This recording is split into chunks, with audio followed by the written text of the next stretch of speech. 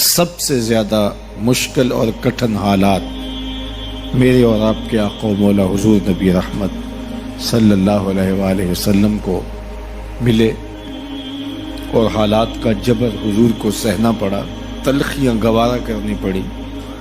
پیدا ہوئے تو باپ کا سایہ سر پہ نہیں تھا، 6 سال کی عمر تھی کہ ماں انتقال کر گئی۔ حضور نے اعلان نبوت کیا تو اپنے ہی مخالف ہو گئے۔ سب سے پہلا شخص جو کھڑا ہوا اور جس نے بدتمیزی کی وہ رشتے میں سکا چچا لگتا تھا۔ اس کی بیوی سارا دن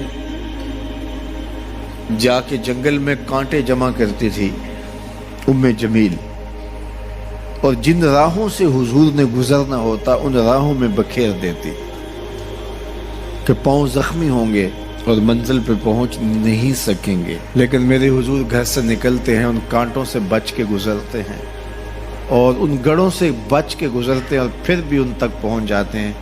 کھود لیے گڑھے، بچھا لیے کانٹے، آ گیا ہوں تمہارے پاس پیغام لا کے۔ عقبہ بن ابی معیط حضور کے گلے میں کپڑا ڈال کے تو دیتا ہے، حضور کے گھر کے سامنے کوڑا پھینک جاتے ہیں، اجنیاں حضور علیہ السلام کے بدن میں حالت سجدہ میں ڈال دی جاتی ہیں۔ اور یہ وہی ایام ہیں کہ حضور کا شفیق چچا کفار کی ریشہ دوانیاں بڑھتی ہیں تو بولتے ہیں کل ما اجبتا، میرے بھتیجے جو تمہارے من میں آتا ہے کہو، میں جو ہوں تمہاری پشت پہ کھڑا ہوں میں۔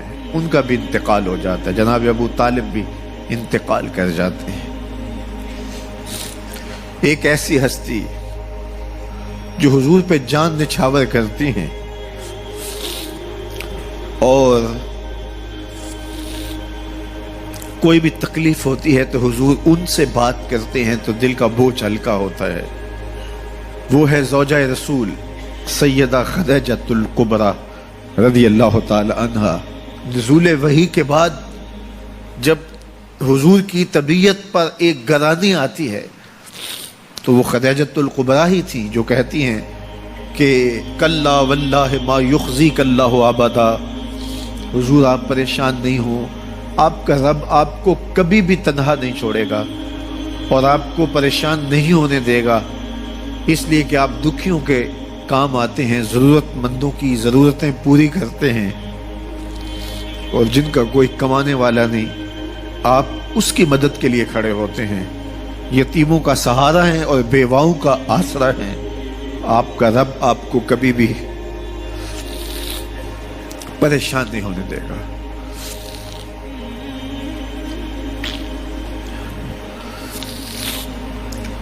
سیدہ خدیجہ الکبریٰ کا بھی انتقال ہو جاتا ہے، جو ہر مشکل وقت میں ڈھارس بندھاتی تھی،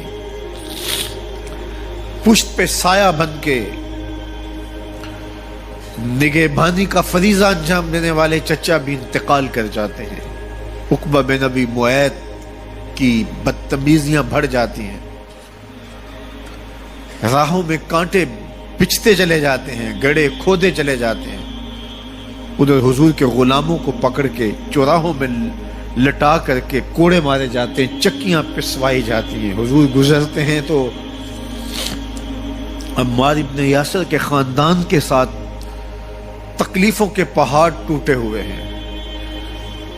حضرت سمیہ رضی اللہ تعالی عنہا جو حضرت عمار ابن یاسر کی والدہ ہیں، ان کو مکے کے ایک چوک کے اندر ابو جہل نیزہ مار کے شہید کرتا ہے، حضرت یاسر شہید کر دیے گئے۔ بلال حبشی چکی پیستے ہیں اور بدن میں ان کے میخیں ٹھوکی جاتی ہیں۔ عجیب عالم ہے، اپنے بھی مخالف سکا چچا راستہ روک کے کھڑے ہو جاتا ہے، اوجریاں پھینکی جاتی ہیں، کانٹے بکھیرے جاتے ہیں۔ طائف گئے تو ان کا رویہ اتنا شرمناک اور اتنا دردناک تھا کہ اس کی تلخیاں بھولتی نہیں ہیں۔ اللہ کے محبوب ایک دن حرم میں آئے اور وہیں ام ہانی کے گھر جو حرم کے بالکل قریب تھا رک گئے۔ فرماتے آنا بین النوم والیقظہ، میں نہ تو ابھی سویا تھا نہ ابھی جاگ رہا تھا، میری درمیانی کیفیت تھی۔ تو فرماتے ہیں کہ میں اپنی چچا زاد بہن ام ہانی کے گھر میں تھا کہ جبریل براق لے کے آ گئے اور آ کے سندیسہ دیتے ہیں ان اللہ اشتاق الی لقائک یا رسول اللہ، محبوب زمانے کے دکھوں نے آپ کو گھیر لیا ہے اور تکلیفیں حد سے تجاوز کر گئی ہیں۔ رب کہتا ذرا آؤ نا، میں رخ سے نقاب اٹھاؤں اور آپ کو جلوہ کرا کے سارے غم غلط کر دوں اور سارے دکھ دور کر دوں۔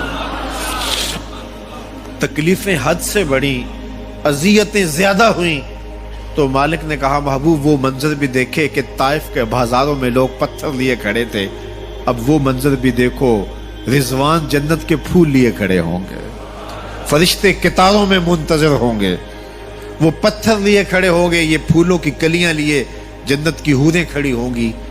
تو حضور کے استقبال کی تیاریاں ہیں، جبریل براق لے کے حضور کی خدمت میں حاضر ہوتا ہے۔